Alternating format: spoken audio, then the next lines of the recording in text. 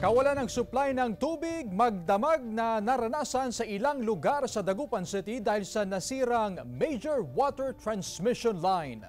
Ang detalye ng balitang yan ihahatid live ni Russell Simorio. Russell? Chris, matinding perwisyo sa mga water concessionaire ang idinulot ng pagkasira ng major water transmission line dito sa bahagi ng MH Del Pilar Street. Magkatuwang naman ang Pamana Water Corporation at DPWH sa pagsasaayos sa nasirang water transmission line.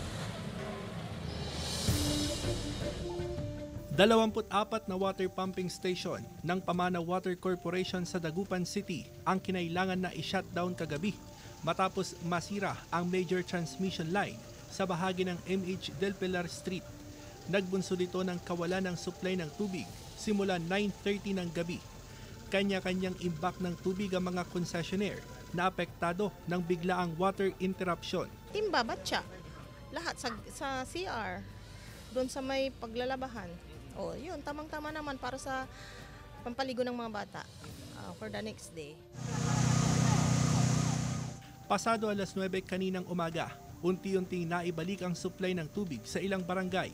Patuloy na inaayos ang nasirang major transmission line.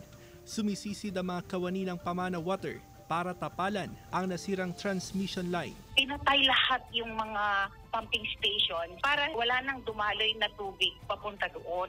Para maisagawa nila ng mabuti yung pag-connect ng tubo. Sinisikap ng Pamana Water Corporation na maibalik ang operasyon ng mga water pumping station ngayong araw.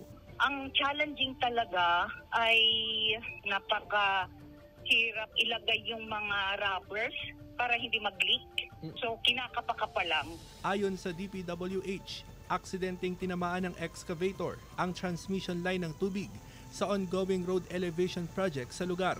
Patuloy ang pakikipag-ugnayan ng ahensya sa Pamana Water Corporation para sa anumang tulong para mabilis na maayos ang problema. Chris, bago mag-alas 12 ng tanghali kanina, ayon sa pamunuan ng Pamana Water Corporation ay naibalik na 100% o naibalik na ang operasyon ng 24 na water pumping station dito sa Dagupan City. Pero asahan pa rin daw ng mga water concessionaire yung discoloration doon sa water quality. Narito tayo, Chris, sa may MH Del Pilar at kung makikita natin, kinordonan ng otoridad itong bahaging ito ng MH Del Pilar dahil medyo malawak dito yung ginawang hukay para bigyang daan yung pagsasagawa ng repair simula yan kagabi hanggang kaninang umaga. Dahil naayos na ang problema ay nawala na rin ang tubig baha dito sa kalsada at kung mapapansin natin, tuloy-tuloy na ang usad ng mga sasakyan. At yan muna ang latest mula dito sa Dagupan City. Balik sa iyo, Chris. Maraming salamat, Russell Simorio.